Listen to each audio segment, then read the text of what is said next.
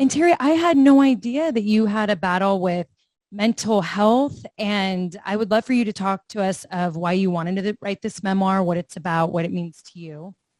Oh, thank you. Well, first of Mhm. all, you have to understand, you know, the definition of tough for most men is the ability to kick everybody's ass. Yeah. Mhm. And, you know, the turning point for me, when I was a kid, my father was extremely abusive. And I mean, when I say abusive, my earliest memory was him knocking my mother out. I mean, hitting her in the face and knocking her out cold. Okay. So my whole life, I mean, one of the things people see, oh yeah, you got muscles and that. And I didn't do it to play, to get football or to get, you know, sports or girls. I did it and worked out because I thought one day I would have to kill him. Oh my That's God. just the real deal. I mean, I lived in fear.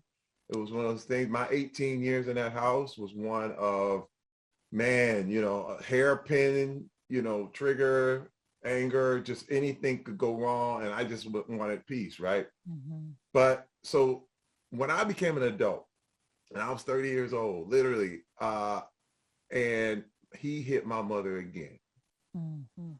and I beat his ass. Wow. But it didn't do anything. See, Mm. this was the twist. The twist was horrifying to me that it didn't work. Mhm. Like tough. I was tough. I protected my mama. I did all this. That he's on the ground bleeding. He's hurt. I'm standing over him and I'm in tears because I'm Mm. like, this ain't supposed to happen. Right. This is not this is not what it is. And I had a crisis. When I say crisis, it was like, I think I got all of this wrong. Mhm. You know what I mean? Like Yeah. what these guys and what society and whatever is telling you that this tough stuff is about. I was like, this is not working.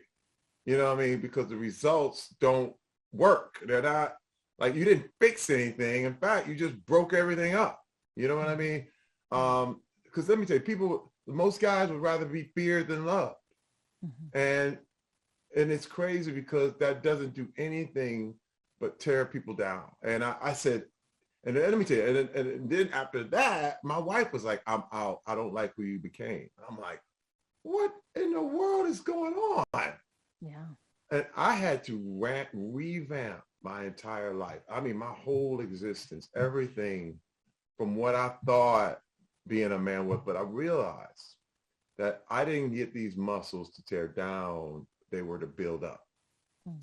I didn't have, you know, courage and strength to scare people, but it was to protect people. And I said, my God, I got it all wrong. And another thing I thought, and this was so serious because I had been, you know, what they call it. I got all the wrong information and believed it. But I believed that I was more valuable than every woman in my life simply because I was a man. Mhm. Because you treat it like that, you know, you're the Right. man, you're the one. Da, da, da. And so I was above my, I wouldn't listen to her because I was like, but you don't know what you're talking about. I'm a man. But that's idiotic. It was stupid. You know what it's like? The phrase I like to say is like, you know, this determining who's going to be the boss of a business by the bench press. Mhm. Well, that's great. People be like, but you don't know anything about inventory or Mhm. no, but I got the biggest bitch, so I'm the boss. Right. It Mhm. means zero, Yeah. zero. And that hit me because that's the world I was living in. Like, Ah. I'm the strong man. But my wife is like, but that was dumb. You know, no, you can't say that because I'm the man. See, she's like, all right, bye. And I said, something is wrong. And I had to revamp my whole life. I went back, I went into therapy. I had never gone in, but my culture was a thing where if you ever went to therapy, you are crazy and you can't cure crazy. That was the Mhm. whole thing. So for me, I just delved into equality. Actually, and see, and what I realized is that because that erroneous thinking actually made me half a man.